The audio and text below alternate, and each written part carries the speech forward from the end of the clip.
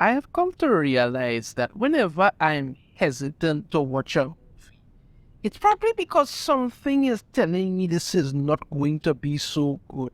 And it's going to just make my skin crawl to the point I wonder what in God's name people were thinking making this. And yeah, that turned out to be true. The latest DC animated movie for the Tomorrowverse, as they call it, is Legion of Superheroes, which actually should have been called Supergirl's boring cliche high school drama filled movie crap. That's really the best way to put it. There's so many things wrong with this movie, it's not even funny. It's like they didn't even think through anything that they were doing. They just figured, let's just throw this out there. And as long as we have a pretty blonde white girl at the front, people won't notice that we're completely and ultimately just doing a bunch of ridiculous crap. So let me get into this movie, and as I go along, I'm going to point out the things that are horrendously wrong with it as it keeps going around. It starts off, we see Kara and her mother in a foot race. There's no mention of her father whatsoever because apparently she hatched from an egg in this thing. You understand? The fact that Jor-El had a brother and they won the science council and all of these things that have been established and show that, Kara had parents. Look, I think, no. This time around, she just has a mother. And the mother is head of the security council or something like that. That's it. We're already looking to push the female empowerment thing. And Kara is looking to join the security council and all of that. So then all of a sudden, Krypton starts to get destroyed, starts to crack up, the sun starts raining down destruction on it and all kind of things. So her mother tells her that, Jor-El tried to warn the science council, they didn't listen, and she's been secretly building some escape pods to help the people escape. All the escape pods don't work. She said, it's because she didn't have enough time, or that you built all of these and none of them work, so you didn't check them. Okay. But one actually does work. So she puts Kara in it, sends her off world, and Kara has to watch as Krypton is destroyed. She then ends up getting knocked out. And the whole thing, apparently she ends up in some kind of stasis, and she arrives on Earth years later, and by the time she's arrived, Kal-El is now a full-grown man as Superman. Waste that time, Superman, in my opinion, because that whole Superman Man of Tomorrow movie was just awful. Truly, truly awful. So she ends up on Earth now, and out the door we start to see the ridiculousness of this whole pathetic put together crap that's supposed to be somehow a movie. When we see Kara in Metropolis dressed in some clothes that she just kind of threw together, and she has a note from Clark telling her to take the train or something like that. It begs the question. She's just arrived. She's only been on Earth a couple months. She's not accustomed to anything. And then probably a couple months, a couple weeks, we don't know. It kind of says that. I think it's a couple months. She comes from an alien world. You would think that he would be there with her, showing her around, getting her custody, because she has powers. She doesn't know what's going on. You just send her out into the city on her own. In the last movie that they did with Supergirl, Clark was actually going around with her, showing her she was doing shopping and all kind of thing. Okay, all of that was happening. Yes, the way Wonder Woman and them kind of attack her was crap in my opinion, but still, that was sort of what was actually being done. This time you just have her out there and she doesn't know what she's doing. She's trying to bring up things because Krypton was a much more advanced world, and she doesn't know or understand why things are happening, and she has a somewhat cynical view to it because that's just how she was. All of a sudden, Solomon Grundy attacks carrying a laser weapon. I don't know, like they just picked the worst villain that they could think of and had to put it out there. So she goes and she starts to fight Solomon Grundy in a Supergirl costume. And there's some property damage. She's getting slapped around a little bit. He's stomping on her. She's new. She doesn't have much thing. She's learning. But Solomon Grundy, as I said, has some kind of laser weapon. You don't know where he got it from. And apparently he's shooting up the place for some reason. And while that's happening, Superman shows up, ends up defeating him while Kara is arguing with some person about how, the man is saying how she destroyed his house, and she's telling him that, get his robot, so wants to build him a new one. But I don't know. Even then Batman shows up, and as usual, it's like a complete lot of ass, because he's like, telling about how, oh, your cousin is not getting it. I tell this why you're not getting it. That makes her dangerous, and she needs to be contained. I'm like, she's been there a couple months. None of you are even actually trying to train her at all. You understand me? I mean, before Batman decides to point fingers, let's not forget all the Robins he screwed up. But anyway, so Supergirl overhears them. She gets upset and she leaves. And Superman goes after her.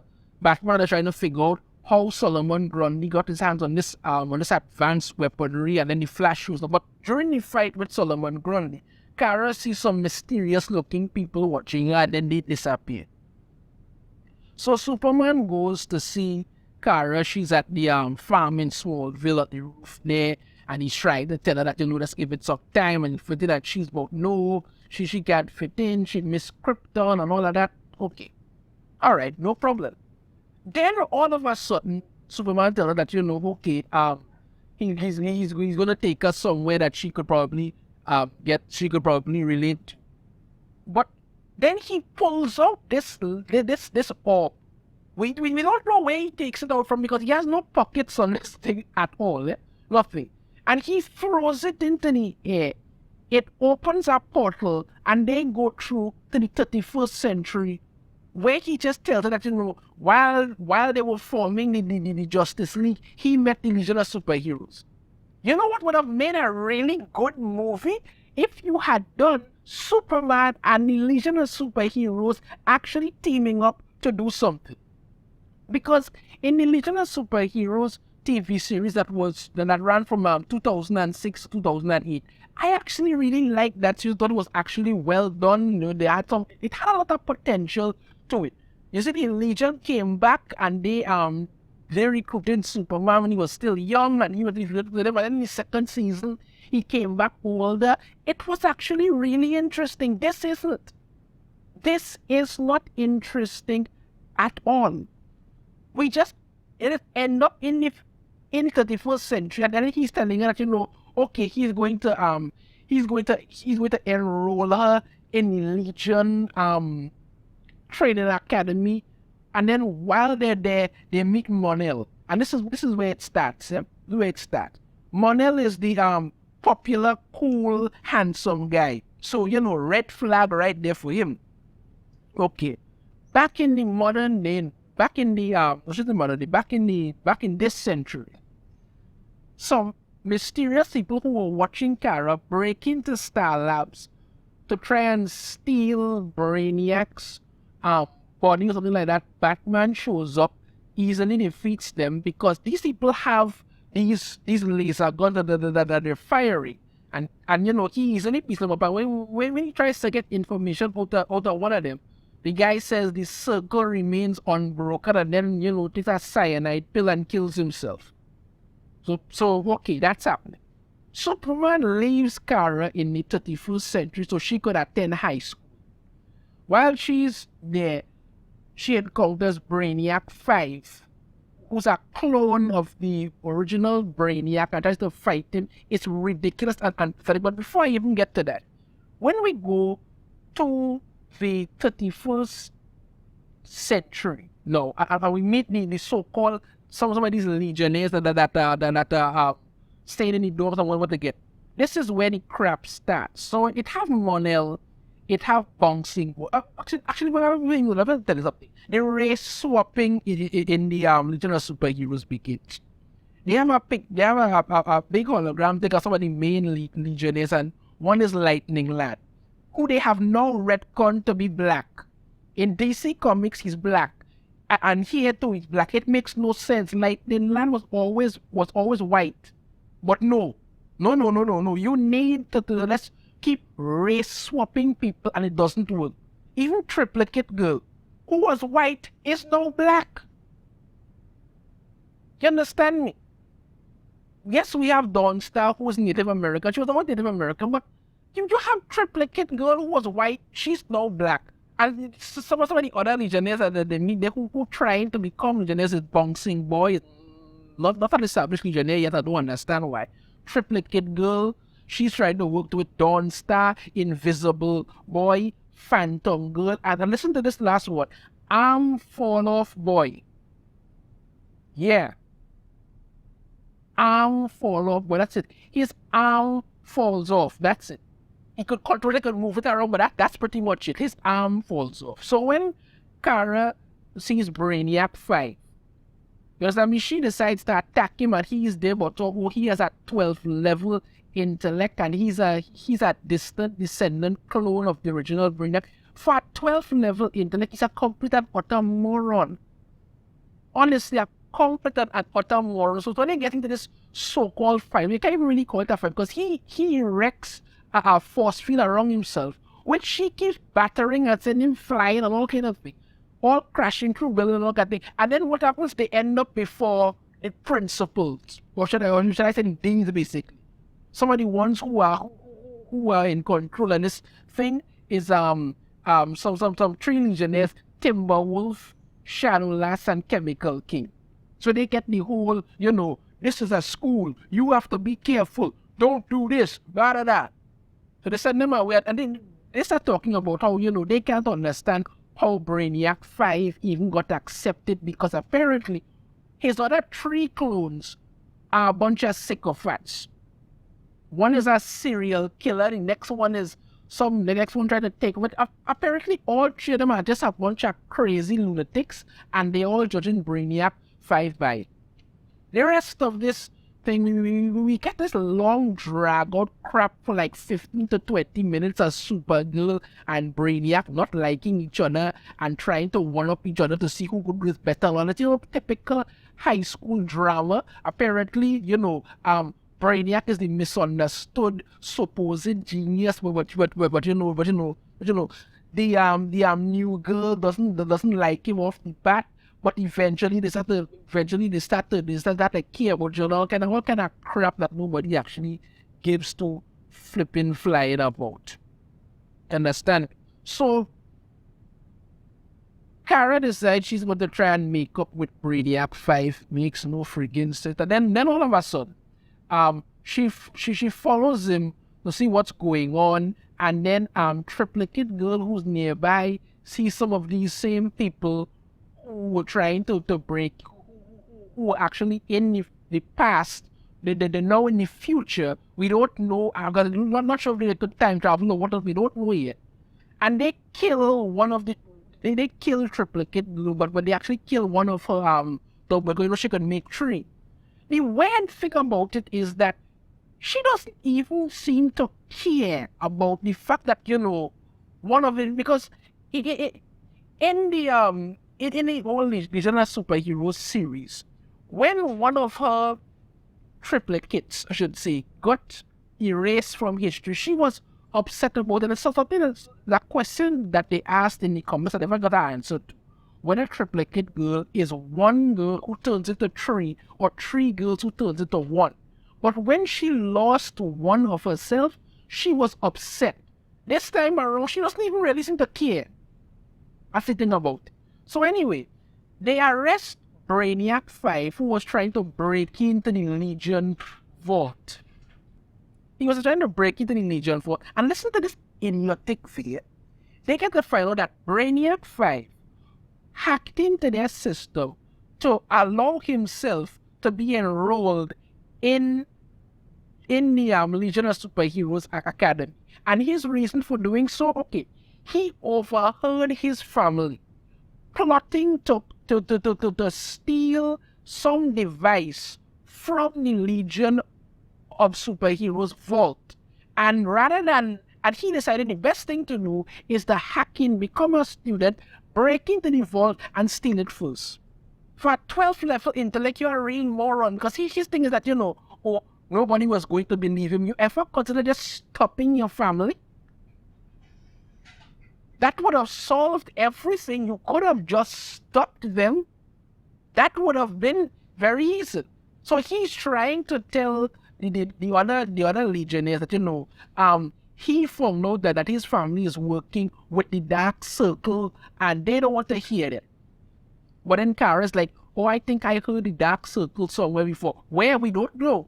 But then she goes to the Legion hologram room and just asks the library thing for any information on the Dark Circle. Yeah, she just goes there and asks about the Dark Circle, and they give all kind of information. Apparently the Dark Circle is some kind of mysterious group that has existed for about 1,000 years. They pop up here and they give weapons to people and all kind of thing, try to cause instability, all of that. So it begs it raises three main questions now. One, if they were trying to raise instability and cause havoc, why would they give weapons to Solomon Grundy in the past? Why not Intergang? Intergang, the whole thing is weaponry to cause destruction. That's one. Two, why in God's name did none of the Legionnaires actually go and just, look in the library for information on the Dark Circle? It was clearly right there. Clearly right there. And three, how are these people still around? Because the weapons that they had in the past, they somehow still have it in the future, so we don't really we don't really know anything. And the thing is, the rest of the Legionnaires apparently can't be reached. They all went off somewhere and nobody could seem to reach them from anywhere. And it's like, okay, so you all gone off wherever you want. Months have passed or whatever, and none of you will figure this out. Well, okay, if we can't reach home, maybe something's going on, let's go back. No. So anyway, Kara goes, lets out Brainiac. They go to the vault. They're met by Mon-El. They end up breaking into the vault.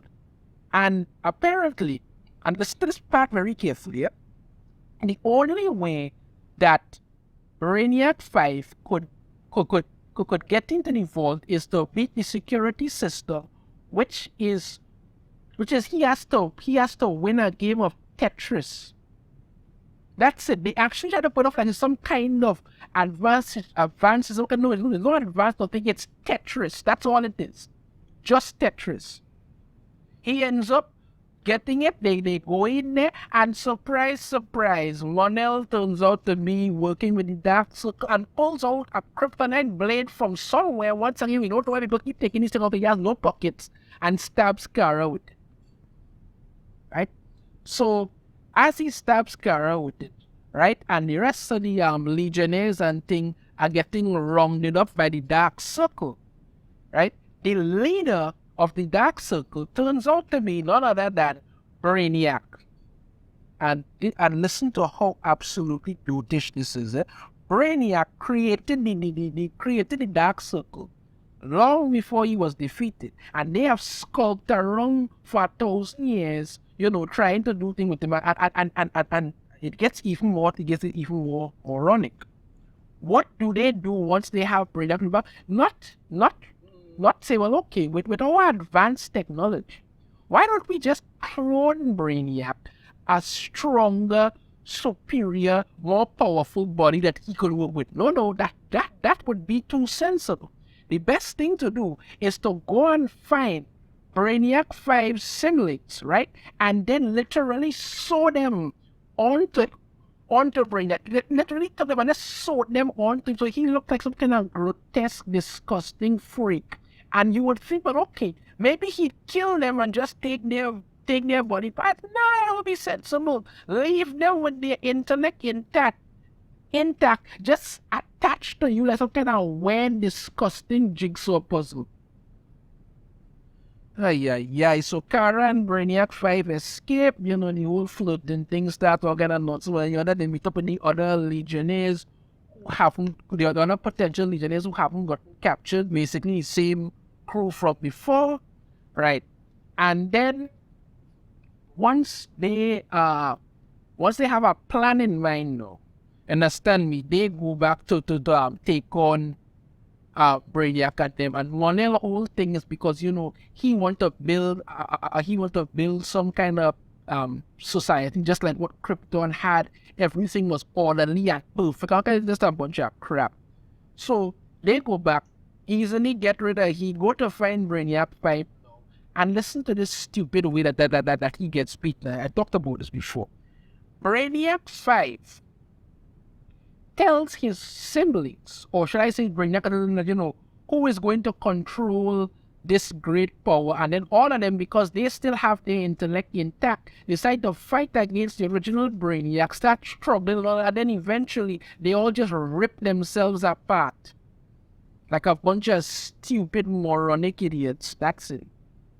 Some machine that they were going after, the machine comes on, Kara gets caught up in it.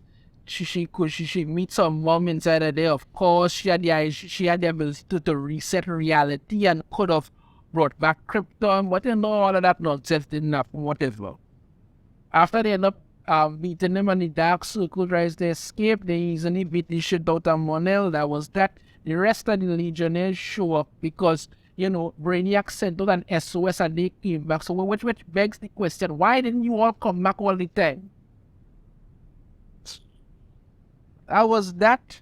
Brainiac and Kara get together, and then, Kara decides she's going to open up a portal and talk to Superman, because it's like she just basically video chatting with him across time and space. She introduces Brainiac 5, her new boyfriend, and they're all that and all that, kind of crap and all of this.